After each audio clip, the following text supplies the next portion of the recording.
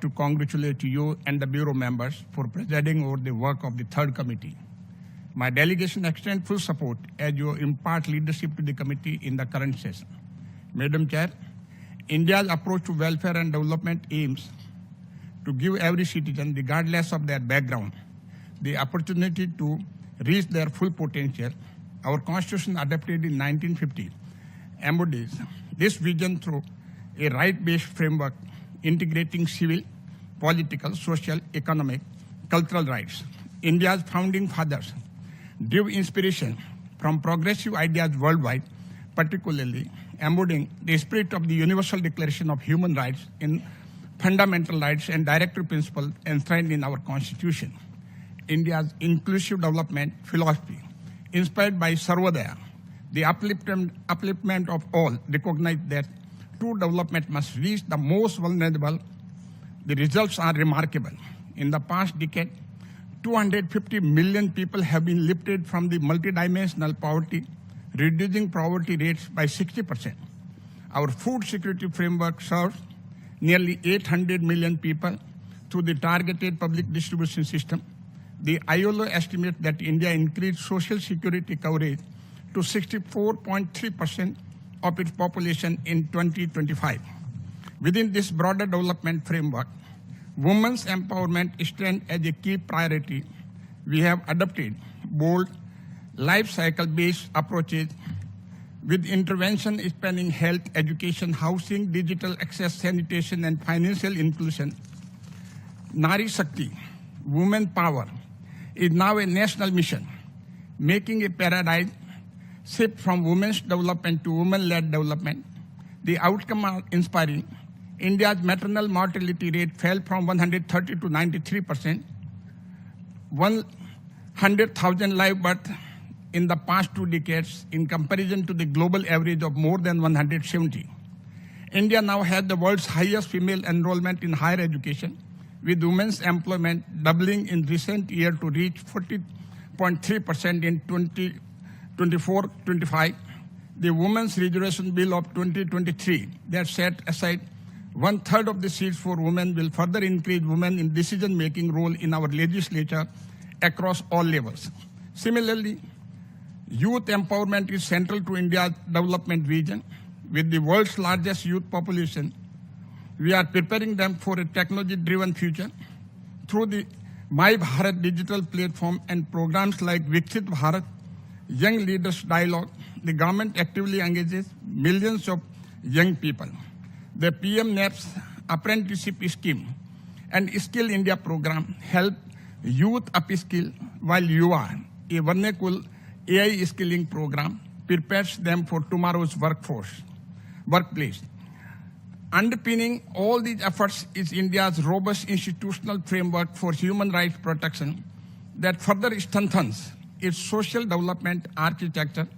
India's national and state-level human rights institutions, commissions on women, minorities, and the marginalized have demonstrated their autonomous and independent action to ensure accountability of the legislature and executive in protecting and promoting the rights of vulnerable and marginalized.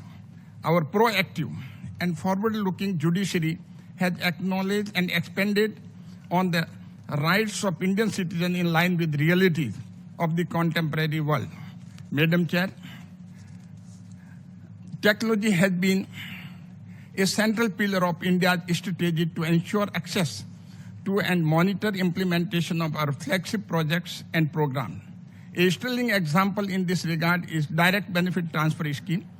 Through the Direct Benefit Transfer DBT scheme, USD 512 billion in welfare payments have been delivered digitally to beneficiaries, significantly reducing leakage. The India Citizen Stake has transformed financial inclusion by creating over 530 million bank accounts. The Unified Payments Interface UPI system has brought the unbanked and unbanked into formal financial system. India has also made significant investment in transforming nutrition and health services by incorporating technology in healthcare delivery. Technology is thus linking governance and growth, ensuring social development reaches every citizen. In this context, I am happy to report that the Meri Panchayat app that promotes community engagement and empowers more than 265,000 villages council in India won the Champion Award at the WSIS 2025 Award in Geneva. We remain committed to work with member states in sharing our expertise on the transformative capabilities of digital technology. Madam Chair, even as India takes pride in its accomplishment in the recent year, we remain vigilant about prevalent global challenges such as racism, racial discrimination, religious intolerance, and hate speech that continue to undermine human dignity and spark conflict. As a diverse and plural society with one of the world's oldest civilizations, India stands against such increasing intolerance. In India, our millennia-long lived experience of peaceful coexistence is further fostered by constitutional and legal provisions that guarantee equality before law and equal protection law, freedom to profess and practice one's religion and protect the interests of minority community to preserve their distinct language, script and culture. Madam Chair, it is deplorable that my delegation has to respond to the falsehood and propaganda peddled by Pakistan. We reject the baseless and distorted remarks on Union Territory of Jammu and Kashmir, an integral and inalienable part of India. Pakistan continued to display its utter lack of respect for this august forum by misusing the principle of self-determination to further its narrow political ends. I would like to emphasize that it is habitual for Pakistan to respect falsehood equivalences, which are symbolic of Pakistan's nefarious designs and sinister intent. The rapid strides made by the Union Territory of Jammu and Kashmir in multiple spheres attest to focused attention paid by India to improve the daily lives of citizens. Democratic tradition and values are alien to Pakistan, and it is not a surprise that they have chosen to not account for the will of the people by them as recently as October 2024. A country that regularly rigs its election, jails its popular leaders, bombs its population, and is presently brutally suppressing popular protests should be ashamed to point fingers at others. The truth is, Pakistan is diverting focus from the failed state it is.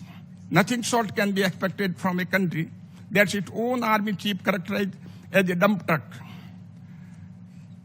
In conclusion, Madam Chair, as India works towards a Viksit Bharat, a developed India by 2047, we remain a steadfast partner of the Global South and the UN system to fulfill the pledge of leaving no one behind.